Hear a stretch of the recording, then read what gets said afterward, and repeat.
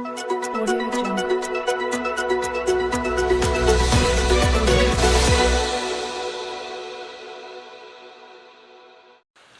नमस्कार, मैं ओपी सिंह दिन की प्रमुख खबरों में आप सबका एक बार फिर स्वागत करते हैं। आज केंद्रीय अन्वेषण ब्यूरो यानी सीबीआई की टीम पूरे देश में सक्रिय रही है। सुबह सुबह खबर आई कि दिल्ली के उप मुख्यमंत्री मनीष सिसोदिया के घर सीबीआई की टीम अचानक जा पहुंची। दिल्ली पुलिस के जवानों की मौजूदगी में सीबीआई अधिकारी उनके घर पहुंचे थे। आबकारी नीति में कथित तौर पर भ्रष्टाचार को लेकर केंद्रीय एजेंसी ने छापेमारी की है। इसे लेकर आम आदमी पार्टी केंद्र सरकार पर हमलावर हो गई।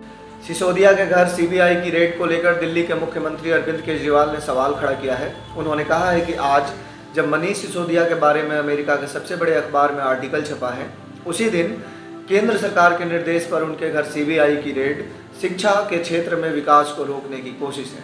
उन्होंने आरोप लगाया है कि विपक्ष को परेशान करने और डराने के लिए ऐसा किया जा रहा है। दूसरी ओर मनीष सिसोदिया ने भी सीबीआई रेड पर तंज कसा और कहा कि केंद्रीय एजेंसी का मेरे घर स्वागत है।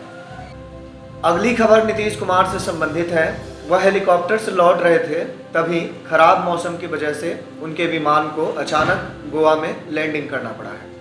विमान में कोई भी तकनीकी खामी नज़र नहीं आई है। खास बात यह है कि जब उनके हेलीकॉप्टर ने गोवा में लैंडिंग की है, उसी समय प्रधानमंत्री नरेंद्र मोदी भी गोवा में संबोधन कर रहे थे। इसीलिए इसे राजनीतिक लिहाज से भी महत्वपूर्ण घटना माना जा रहा है। अब बात करते हैं पश्चिम बंगाल की खबरों के बारे में। मवेशी तस्करी के मामले में गिरफ्तार किए गए बीरभूम जिले के विवादित तृणमूल अध्यक्ष अनुव्रत मंडल के घर शुक्रवार को एक बार फिर सीबीआई की टीम पहुंची। वहां कालिकापुर इलाके में एक राइस मिल है जिसका नाम है बोल बम राइस मिल। इस राइस मिल का मालिकाना हक अनुव्रत मंडल की बेटी सुकन्या और मंडल के पास है। दरअसल यह राइस मिल अनुव्रत मंडल ने अपनी पत्नी के नाम खरीदी थी, लेकिन उनके निधन के बाद इसका मालिकाना हक अनुव्रत मंडल और उनकी बेटी के पास है। शुक्रवार सुबह 10:15 बजे के करीब जब सीबीआई की टीम वहां पहुंची तो आरोप है कि उन्हें राइस मिल में घुसने से रोक दिया गया। मिल के अंदर जो कर्मचारी थे वे बार बार आवाज़ देने के बावजूद दरवाज़ा नहीं खोले। इसके बाद सीबीआई अधिकारियों ने दरवाज़ा तोड़ने की चेतावनी दी, जिसके बाद अंदर से चाबी लाकर मिल का दरवाज़ा खोला गया है। खास बात यह है कि यहाँ सीबीआई के अधिकारियों को 5 काफ़ी महंगी गाड़ियाँ मिली हैं। इनके नंबर्स भी वीआईपी हैं और इस पे पश्चिम बंगाल सरकार का स्टिकर लगा हुआ है। ऐसे में सवाल है कि बंगाल सरकार की स्टिकर लगी हुई इन गाड़ियों का इस्तेमाल किस लिए होता था।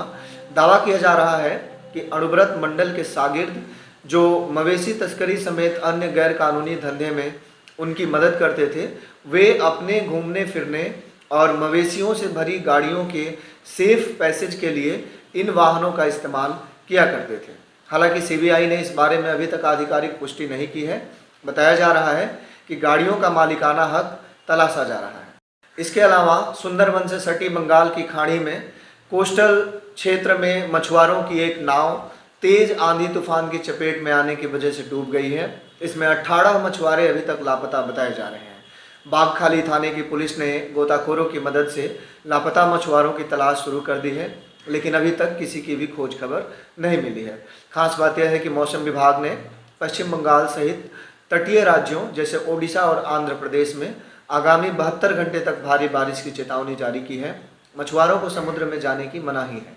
उन्हें गुरुवार शाम तक वापस लौटने को कह दिया गया था। बावजूद इसके सुंदरवन में मछुआरे ट्रेलर लेकर समुद्र में मछली पकड़ रहे थे, जिसकी वजह से यह दुर्घटना हुई है।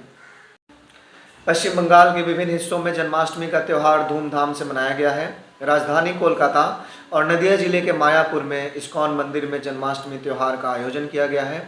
2 सालों बाद कोरोना की महामारी लगभग खत्म होने के बाद देश दुनिया से हजारों श्रद्धालु इसमें शामिल होने के लिए पहुंचे हैं। देखिए वीडियो में।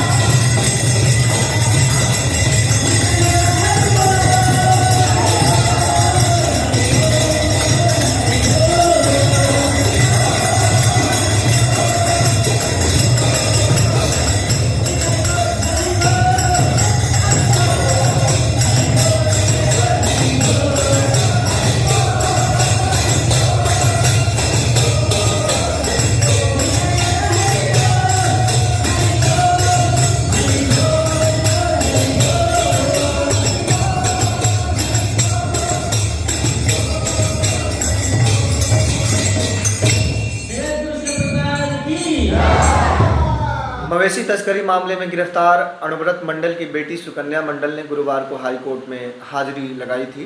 कोर्ट ने उन्हें पेशी से राहत दी है और अपने तमाम आदेश वापस ले लिए हैं। हालांकि जब वह कोर्ट पहुंची थी तो कई महिलाओं ने चोर की बेटी कह के उन्हें असहज कर दिया था और नारेबाजी की थी। ऐसा क्यों हुआ, इस बारे में बात करते हैं हमारे राजनीतिक संपादक नरेश श्रीवास्तव जी से। ओम प्रकाश, वक्त बदलते देर नहीं लगता है। आप जब अनुव्रतों को देखेंगे तो ऐसा ही लगेगा। जो अनुव्रतों जिससे पूरा वीरभूम कांपता था, वो अनुव्रतों आज सीबीआई की कस्टडी में है, ईडी के कस्टडी में है। उनकी पुत्री सुकन्या जब कल पेश हो रही थी हाई कोर्ट में तो कुछ उनको काफ़ी अपमानजनक स्थिति का सामना करना पड़ा था। लोग पीछे से बोले जा रहे थे कि चोर चोर चोर की बेटी है, चोर की बेटी है। काफ़ी महिलाओं ने घेर रखा था। अब इसी से मैं अंदाज़ा लगाता हूँ कि कितना चलता था अनुव्रतों का। उनकी बेटी पुत्री की जो नियुक्ति हुई वो कभी भी एक दिन भी स्कूल नहीं गई, उल्टा हाजिरी का जो खाता था वो उनके घर में आता था सही करने के लिए। इसीलिए कहा जाता है कि आदमी को अपने बल का इस्तेमाल गलत तरीके से नहीं करना चाहिए।